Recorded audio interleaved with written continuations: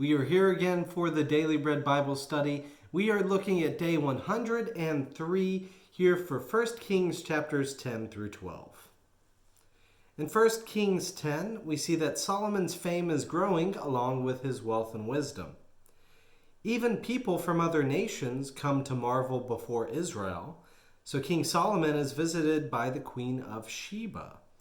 In 1 Kings 10, verse 6, "So she said to the king, 'The report was true that I heard in my own land of your accomplishments and of your wisdom, but I did not believe the reports until I came and my own eyes have seen it.'" King Solomon feels blessed by the Queen of Sheba and decides to return the favor in verse 13. Meanwhile, King Solomon gave the Queen of Sheba every desire that she expressed, as well as what he gave her out of Solomon's royal bounty. Then she returned to her own land with her servants. The king has large amounts of gold and makes all sorts of things with them, including ornamental golden shields and drinking vessels, as it says in verse 23 of chapter 10. Thus King Solomon excelled all the kings of the earth in riches and wisdom. The whole earth sought the presence of Solomon to hear his wisdom, which God had put into his mind. Now this wealth is from God, mainly as compensation for Solomon's wise counsel to other nations.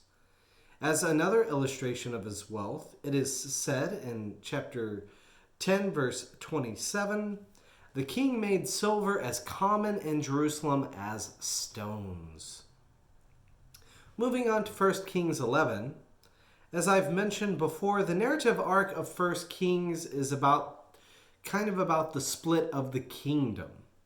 And with things going so well with King Solomon, why would there ever be a split? Why is it that things might fall apart? As he has more than he could ever need, with every blessing from God, what could lead him astray? Well, it's simple. King Solomon loved women. He loved many, many, many women.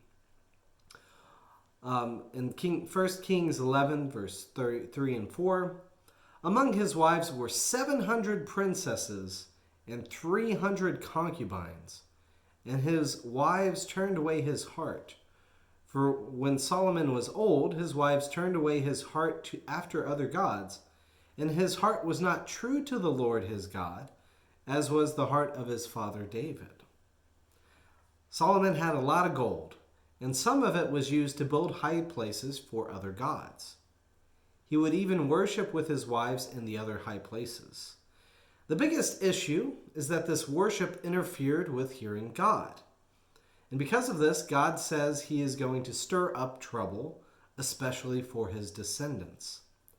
God promises to continue the line of David on the throne of Judah, but is going to remove 10 tribes from the arrangement. Here are 3 adversaries from the Lord, as it says in 1 Kings 11:14. Then the Lord raised up an adversary against Solomon, Hadad the Edomite. He was of the royal house of Edom. And in verse 23, God raised up another adversary against Solomon, Rezon, son of Eliadad, who had fled from his master, King Hadadezer of Zobah. And then 1 Kings 11:26, Jeroboam, son of Nebat, an Ephraimite of Zerada, a servant of Solomon, whose mother's name was Zeruiah, a widow, rebelled against the king. And then as God is saying in chapter 11, verse 31, "See, I am about to tear the kingdom from the hand of Solomon and will give you 10 tribes." Time then passes and Jeroboam flees to Egypt while he outlives Solomon. In 1 Kings 11:42, the time of Solomon reigned in Jerusalem over all Israel was 40 years, and Solomon slept with his ancestors and was buried in the city of his father David, and his son Rehoboam succeeded him. So in 1 Kings 12, after Solomon's death, his son Rehoboam is set to be made king. Jeroboam comes back from Egypt and leads a plea from the 10 tribes to soften the forced labor. Young Rehoboam considers it and receives wise counsel to compromise and immature counsel saying to put them in their place. The young king Rehoboam gives into his ego and decides to make the forced labor even stronger. This sounds similar to Pharaoh's who forgot Joseph, leading to the Israelites' exodus from Egypt. So in a similar way, this hard-hearted act of power leads to the second Israelite exodus. In 1 Kings 12:16, when all Israel saw that the king would not listen to them, the people answered to the king, "What share do we have in David? We have no inheritance in the son of Jesse. To your tents, O Israel. Look now to your own house, O David." So Israel went away to their own tents. Now the 10 tribes then appoint Jeroboam to be their king. Thus begins the time of the divided kingdoms. The 10 northern tribes of Israel and the 2 southern tribes of Judah with the partial tribe of Benjamin. Now, while some members of each tribe choose different sides, this is kind of the basic split. 10 go north, 2 stay south. King Rehoboam is furious and even wants to go to war to fight Israel. Yet the word of the Lord comes to Shimei, a prophet, in 1 Kings 12, verse 24.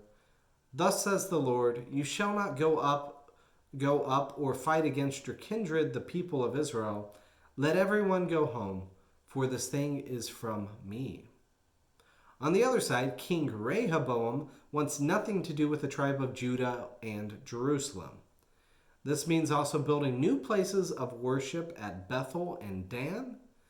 And King Jeroboam sins by making idols and choosing priests other than from the tribe of Levi. Thus, we can see kind of 2 important lessons here concluding for us today.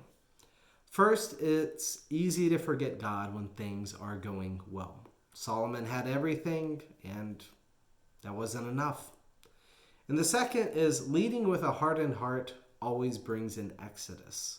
So be gracious in your leadership in the ways that you are kind and generous to the people around you, in the ways that you show love even when you have all authority given to you. So hopefully you have a wonderful day and take care. We will look at the split kingdoms next time.